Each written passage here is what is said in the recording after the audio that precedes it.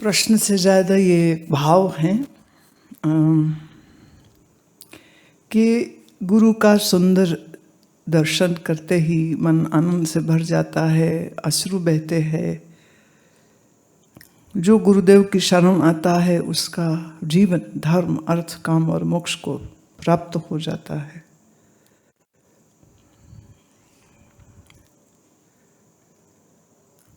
ध्यान, श्रवण, कीर्तन, जप, पूजा और योग करो तो गुरु कृपा होगी, अथवा गुरु कृपा होगी तो ये साधन होंगे, हम ये भी कह सकते हैं। पर एक्चुअल में ये गुरु और शिष्य दोनों का पार्टनरशिप होता है। गुरु सिखा रहा है, शिष्य सीख रहा है, गुरु बता रहा है, शिष्य कर रहा है। शिष्य अपना हृदय खोलता है तो ही तो गुरु की कृपा अंदर आती है। अगर शिष्य अपने हृदय का द्वार ही बंद रखे तो गुरु जी क्या कर लेंगे? तो गुरुओं की बड़ी मजबूरी है ये। गुरु की इच्छा पर निर्भर बिल्कुल नहीं है कि वो चाहें और लोग बदल जाए, क्योंकि हम अपने जीवन में देखते हैं कितने प्यारे प्यारे लोग, अच्छे अच्छे लोग मिले और हमारी कोशिश और प्रयास रहा कि वो लोग धर्म, अध्यात्म, ज्ञान, योग इस पथ पर चले, पर वो निकले ठूठ, वो निकले पत्थर। जैसे पत्थर में सिर मारने से सिर्फ अपना ही सिर घायल होता है, तो ऐसे ही कई बार जब जो चेला है ना वो पत्थर जैसा होता है। तो गुरु कितना भी कोशिश कर ले, अब वो पत्थर पिघलता ही नहीं है। तो गुरु फिर कितना ही सिद्ध क्यों ना होवे, चेला गुरु को फेल कर देता, क्योंकि वो चेला चेला था ही नहीं, वो शिष्य था ही नहीं। वो जाने किस गलती से या थोड़ा कमजोर पुण्य होगा कि गुरु मिल तो गए, लेकिन वो रहा वही पत्थर का पत्थर। अजब बात यह है कि राम नाम लिखने से श्री हनुमान जी के द्वारा और फेंके जाने पर समुद्र पर वो पत्थर भी तैर गए। बड़ी प्यारी घटना है ये। तो रामायण का एक प्रसंग आता है कि जब ये सेवा चल रही थी तो श्री रामचंद्र के मन में आया, अरे सब तो सेवा कर रहे, मैं भी करूं, सब कर रहे मैं भी करूं। तो वो आए तो अब वानर जो हैं वो एक दूसरे को वो राम नामी लिखे पत्थर दे रहे थे, और फिर अंत वाला जो था वो समुद्र में वो नल नील को देते थे फेंकने के लिए। तो कहते श्री राम भी चले गए, तो उन्होंने बीच से पत्थर लिया, नल नील को दिया, उन्होंने फेंका समुद्र में और वो डूब गए, और वो पत्थर डूब गए। तो लक्ष्मण जी बड़े हैरान हुए, ये कैसे? तो श्री हनुमान जी से पूछा गया, भाई ये क्या हुआ? आप लिख रहे हैं राम नाम और पत्थर तैर रहे हैं, और जिनका राम नाम है, जो स्वयं राम है, वो अपने हाथ से राम नामी पत्थर डालते हैं समंदर में और वो तो डूब गया, ये कैसे? तो श्री हनुमान जी बोले जिसको राम ने ही फेंक दिया वो तरेगा कैसे? जिसको राम ने हाथ से छोड़ ही दिया, अब उसको शरण कौन देगा? तो अशरण शरण तो राम थे, राम ने ही छोड़ दिया कि लो भाई जाओ, तो वो तो डूबेगा ही। तो सत्य ये है कि इसी बात से कई संतों ने ये कहा कि राम से बड़ा राम का नाम। तो राम के रूप को छोड़ो, राम के सिर्फ नाम को पकड़ो, तारेगा नाम। राम जी के हाथ से तो फेंका, डूब जाता है पत्थर, पर नाम जहां आता है वो तर जाता है। इसलिए नाम बड़ा है, राम जी छोटे। संतों के भाव होते हैं। कुछ ऐसे संत हैं जिन्होंने श्री राम की मूर्ति नहीं बनाई, उसकी कभी पूजा नहीं करते, उसकी कोई फोटो नहीं लगाते, वो सिर्फ राम अक्षर लिखते हैं और राम राम जप करते हैं, और सबसे पहले यही बोलते, राम से बड़ा राम का नाम, छुट्टी। पर सच ये है कि कुछ ऐसी ही कहानी कभी कभी गुरु शिष्य के मध्य भी हो जाती है। गुरु श्रोत्रिय ब्रह्मनिष्ठ, चेला पत्थर। तो फिर जहां ये बात सत्य है, गुरु बिन भव निधि तरे न कोई, जो शंकर बिरंच सम होई, चाहे विष्णु और चाहे शिव जैसा हो तो भी बिना गुरु के मोक्ष नहीं होगा, ज्ञान नहीं होगा। पर वहाँ यह भी बात सत्य है कि अगर शिष्य कच्चा है, चेला कच्चा है, तो फिर तो पूर्ण गुरु भी कुछ नहीं कर सकेंगे, वो फिर गड़बड़ हो जाएगा। तो ये गुरु और शिष्य का दोनों का पार्टनरशिप होता है, दोनों का बराबर। मुझे हमेशा यह बात स्मरण आती है पूज्य स्वामी प्रकाशानंद जी महाराज की, कि उन्होंने मेरे को कहा, वो सामने भेड़ें हैं, तुम इन भेड़ों को ज्ञान करा सकते हो? नहीं महाराज, भेड़ों को ज्ञान कैसे करा सकते? तो कहते हैं ऐसे ही कुछ मनुष्य तुम्हें मिलेंगे जो भेड़ जैसे ही हैं, उनका तू कुछ नहीं कर सकेगी। पर फिर कुछ ऐसे होंगे जो अच्छी बुद्धि, अच्छा भाव, तो श्रद्धा, स्वाध्याय, नम्रता, सत्वगुण, शुद्धि, प्रेम, सरसता, निर्मलता, निरअहंकारिता, ये उनमें होगी, बोले तो उनके बहुत काम आएगी। मैं ठीक है, जो बीच में कभी कभी तकलीफ हो जाती थी कि ऐसा कैसे, ऐसा कैसे, ऐसा कैसे, तो फिर उस दिन से ये बात समझ लगी कि सब कुछ मेरे ही करने से तो होने वाला है नहीं। इसलिए गुरुओं की भी बड़ी मजबूरी है, बहुत मजबूरी होती है। ये बात बड़ा कड़वा सच है ये। इसलिए हमको तो ऐसी कोई गलतफहमी है नहीं। इसलिए ये बात जो है वो अक्षरशः सत्य है। शिष्य श्रद्धा, समता, दम, तितिक्षा, समाधान, उपराम से परिपूर्ण हो और गुरु श्रोत्रिय ब्रह्मनिष्ठ हो, फिर ये जो जोड़ी बनती है ना, ये तो मतलब 100% अवश्यमेव ब्रह्म साक्षात्कार, आत्म साक्षात्कार तक कहानी पहुंचे। सिर्फ विद्वान गुरु हो पर अनुभवी ना हो तो भी कुछ बात ना बनेगी।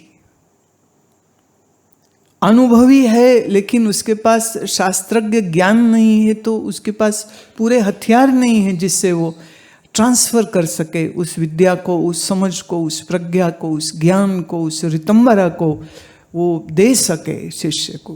तो ये योग्यता बड़ी अद्भुत होती है, बहुत अद्भुत होती है। तो ये जो फिर श्रद्धापूर्ण हृदय जब होगा तो सच यही है कि गुरु का दर्शन करते ही मन तो शांत हो जाता है। ये जिसको ये पूछने की जरूरत लगे ना, गुरुजी मन शांत करूं कैसे, इसका मतलब अभी उसके अंदर उतनी श्रद्धा है ही नहीं। अन्यथा गुरुवाणी में कितने सुंदर शब्द आते, गुरु का दर्शन देख देख जीवा, गुरु के चरण तोए तोए पीवा, तिस गुरु को चुलावो पाखा, महा अगंते हाथ दे राखा।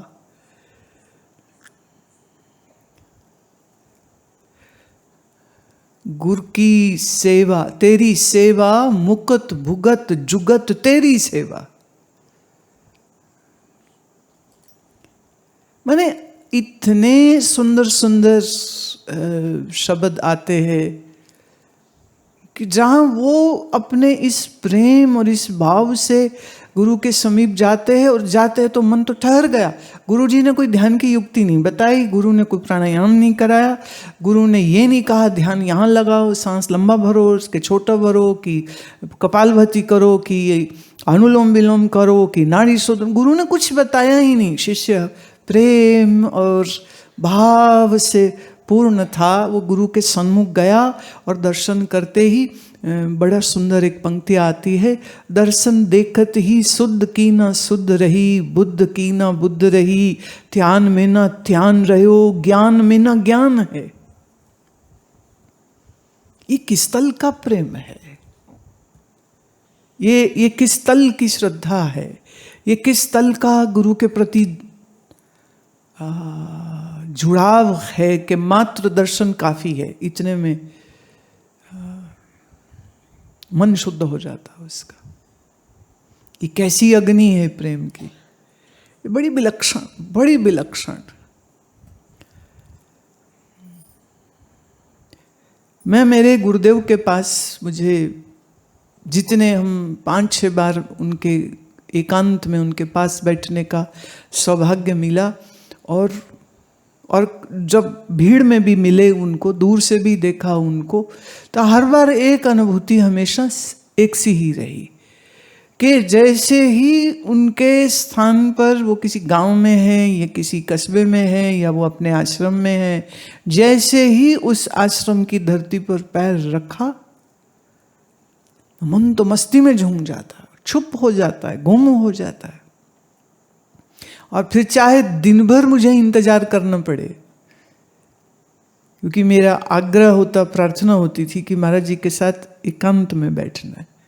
तो सुबह के बैठे 6 बजे के, तो शाम 3 बजे बोला या शाम 5 बजे बोला, सर्दी है तो वहीं ठंडे फर्श पे बैठे हैं, मालूम नहीं कब आवाज दे दें, कब बुला ले हमको, तो वहीं बैठे हैं।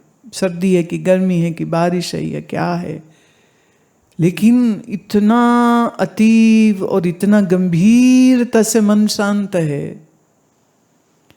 कि जब तक उन तक पहुंचने की नौबत आती, तब तक बहुत मुश्किल से कुरेदना पड़ता था कि क्या बोलूं कि वो मेरे उस बात को सुन करके वापस मेरे से बात करें और कुछ वार्तालाप छोटा मोटा हो जाए हमारा।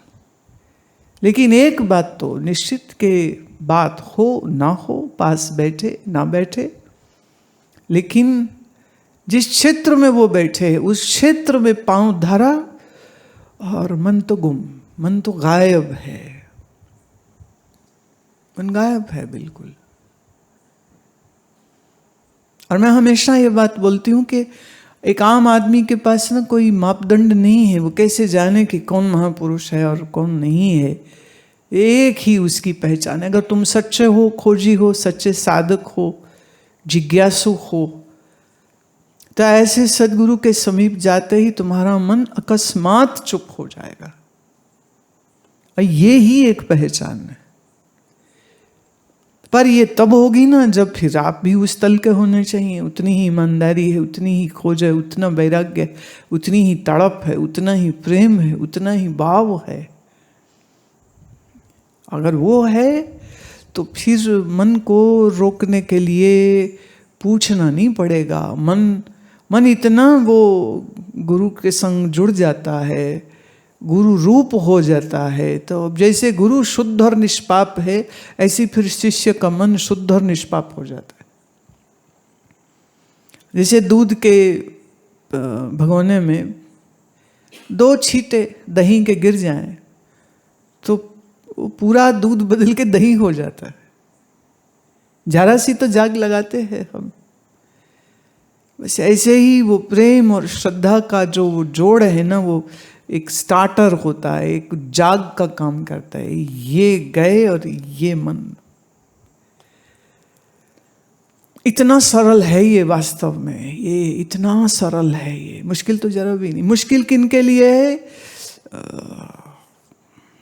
मन में खोट है, मन में बेईमानी है, मन में राग द्वेष है, ये वो दिखते हैं, इसको उसके साथ तुलना करते हैं। मन निष्पाप नहीं है अगर, फिर ये अनुभूति नहीं होगी। अगर मन निष्पाप है, अगर आपके अंदर सच्चाई है, तो दर्शन करते ही निश्चित रूप से जो श्री गुरु गोविंद सिंह महाराज कह रहे हैं, दर्शन देखत ही शुद्ध की न शुद्ध रही, बुद्ध की न बुद्ध रही। मन कैसा निर्विकल्प और निर्विचार हो जाता है। तो अध्यात्म मार्ग में एक बात याद रखना, तुम्हारे मन का निष्पाप होना बहुत आवश्यक है। तुम्हारे मन के अंदर शुद्धता का होना बहुत आवश्यक है। जैसे बोलते हैं ना, पारस पत्थर लोहे को छुआओ तो पारस उस लोहे को सोना बना देता है। पर मैं कहती हूँ अगर उस लोहे के ऊपर प्लास्टिक लिपटा हो तो फिर भले तुम पारस के साथ उसको रख दो, युगों युग लोहा लोहा रह जाएगा, वो कभी सोना नहीं बनेगा। तो लोहे के ऊपर से कोई अगर कवर है, पर्दा है, तो वो निकालना पड़ेगा। ऐसे ही साधक के, शिष्य के, जिज्ञासु के मन के ऊपर छल, छिद्र, कपट, द्वेष, अहंकार, इसका कोई पर्दा होना नहीं चाहिए। बिल्कुल बालक जैसा मन शुद्ध और निष्पाप। अपने देश में इसलिए बच्चे को भगवान का रूप कहते हैं, क्यों? वो निष्पाप है, उसके मन में राग द्वेष नहीं, अहंकार नहीं है, उसके मन में तेरी मेरी नहीं है। इसलिए जो चमक एक बालक की आंखों में दिखाई देती है वो बूढ़े की आंख में कहां दिखती है आपको? तो शिष्य का मन, जो शिष्य होना चाह रहा है, उसका मन हो निष्पाप, प्रेम से पूर्ण, श्रद्धा से पूर्ण, और गुरु हो सक्षम, श्रोत्रिय ब्रह्मनिष्ठ। और ये जब मुलाकात होगी सहज सहज सहज सहज सहजता से वो सब अनुभूतियां उसको मिल जाती हैं, जो अनुभूतियां कई बार वर्षों वर्षों योग करने वालों को नहीं मिलती हैं, वर्षों वर्षों नाम जप करने वालों को नहीं मिलती, वर्षों वर्षों दुनिया भर के तीर्थ करने पर नहीं मिलती। वो मात्र वो गुरु के एक दर्शन से, फिर कह दूं, गुरु श्रोत्रिय ब्रह्मनिष्ठ हो, खाली लेवल का गुरु जी ना हो, कोई तंत्र मंत्र चमत्कार का दावा करने वाला गुरु ना हो, ज्ञानी गुरु हो, ज्ञानी गुरु हो, आत्मनिष्ठ ब्रह्मनिष्ठ गुरु हो। और शिष्य के हृदय में इस पथ पर, इस आध्यात्मिक पथ पर चलने की तीव्र इच्छा हो, ये फिर बड़ा अद्भुत जोड़ बनता है, बड़ा अद्भुत जोड़ बनता है। तो तमाम जो मुश्किलें हैं वो सब आसान हो जाती है। बहुत आवश्यक है।